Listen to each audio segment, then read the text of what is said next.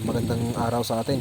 So, mayroon tayong nakuha na project dito sa Ambyong. Ang kagandahan nito, kumpleto na siya lahat ng requirements. Mayroon na siyang building permit, mayroon na rin siyang floor plans from architectural to plumbing plans, kumpleto na. So, gagawin natin dito, start na agad na tayo sa footing excavation. So, mamaya papakita natin yung mga papeles niya. Saka meron na rin nakaabang na electrical natin dito, saka tubig. So walang problema dito. Ang gagawin na lang natin dito is barracks ng trabador natin. So makikita nyo masyado siyang mabato, kaya sa tingin ko maging problema natin dito yung excavation ng footing niya. So ito guys, ngayon yung floor plans niya na nakuha natin sa may-ari. Kumpleto siya na building requirements, building permit requirements, kumpleto siya. May isang building permit. Yan. Mga fire code na fire safety clearance natin, fire safety evaluation clearance meron din. Yan. Meron din tayong zoning, lahat ng mga yan for building permit requirements lang mga to.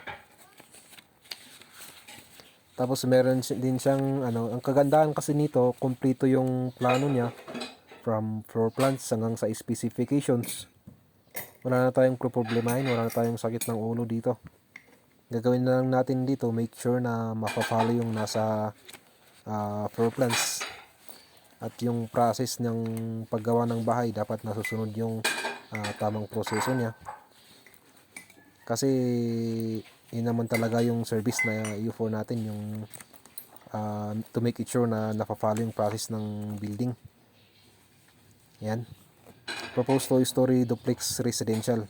Yan yung project natin. Okay.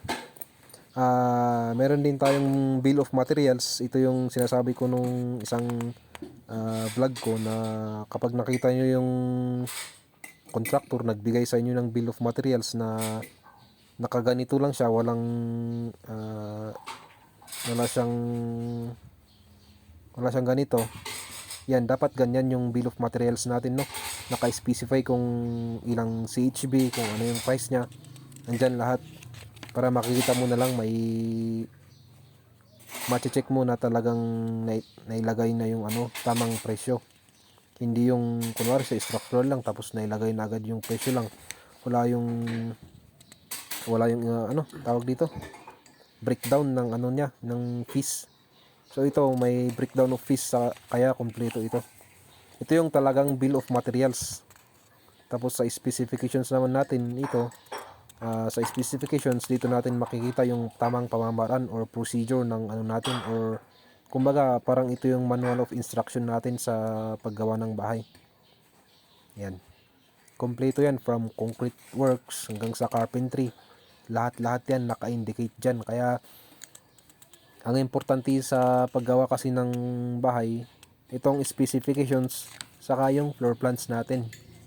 Kasi kung kunwari tignan natin yung floor plans, wala siyang naka-specify doon, wala siyang instruction doon, titignan natin dito sa specifications natin kung ano yung gagawin natin. Kaya importante din itong specifications aside from the floor plans na susundin natin. Yan, side pictures andyan din. Yan, kompleto lahat na yan. Kaya kahit may magsita sa atin, hindi tayo mababahala kasi kompleto tayo sa requirements.